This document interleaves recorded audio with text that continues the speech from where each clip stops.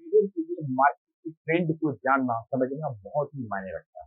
इसीलिए मैं एक ऐसा टर्म लेकर आज आया हूँ, जिसे आप समझ जाएँगे तो आप मार्केट के ट्रेंड को बहुत अच्छी तरह से परख पाएँगे, जान पाएँगे कि मार्केट अप ट्रेंड जाएगा या डाउन ट्रेंड जाएगा। जी हाँ, मैं बात करने वाला हूँ पीसीआर के बारे में। पुट कॉल रेशियो, ये पीसीआर है क्या? इसे हम कैसे कैलकुलेट करते हैं और कैलकुलेशन के बाद जो वैल्यू होती है, किस वैल्यू पे मार्केट का क्या रुख होगा? देखिए पीसीआर, इसे अगर देखें तो हम इसे सिंपली निकाल सकते हैं put trading value divided by call trading value, या फिर मैं दूसरे शब्दों में अगर कहूँ तो इसे सिंपल की total put open interest divided by total call open interest, और open contract of put side divided by open contract of call side.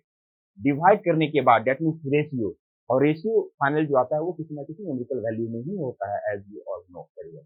तो इसके बाद जो न्यूमेरिकल वैल्यू आएगा उसे ही हम पीसीआर कहते हैं, पुट कॉल रेशियो। यानी इस पीसीआर वैल्यू से हम अच्छी तरह से समझ पाएंगे कि मार्केट ओवरसोल्ड है या फिर मार्केट ओवर बॉट है। तो चलिए देखते हैं इसकी डिफरेंट वैल्यू पे मार्केट का क्या रुख होगा।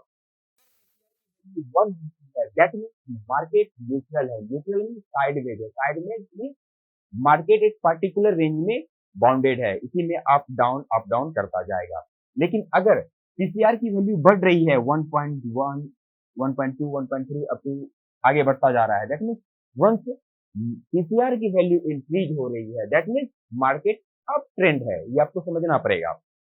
एंड अगर पीसीआर की वैल्यू डिक्रीज हो रही है, decrease that means down trend, simple technique आपको याद रखना। लेकिन इतना पे ही बातें नहीं बन जाती है, इतने से आप मार्केट में प्रॉफिटेबल नहीं रह पाएंगे। आपको समझना पड़ेगा एक पार्टिकुलर वैल्यू पे फिर मार्केट का ट्रेंड बदलने के चांसेस होते हैं, तो वो क्या है मैं आपको समझाना चाहता हूँ।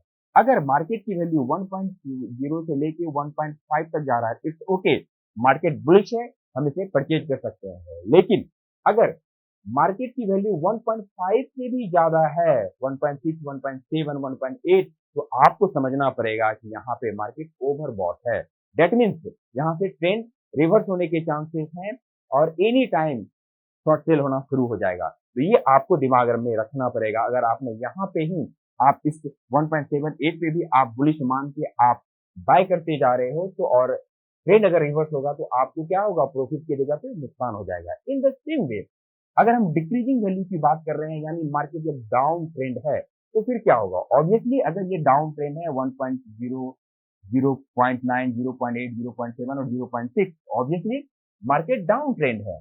लेकिन अगर इसकी वैल्यू 0.5, 0.4 ये डाउन जा रहा है, तो आपको ये समझना पड़ेगा कि ये कंप्लीटली ओवरसोल्ड है।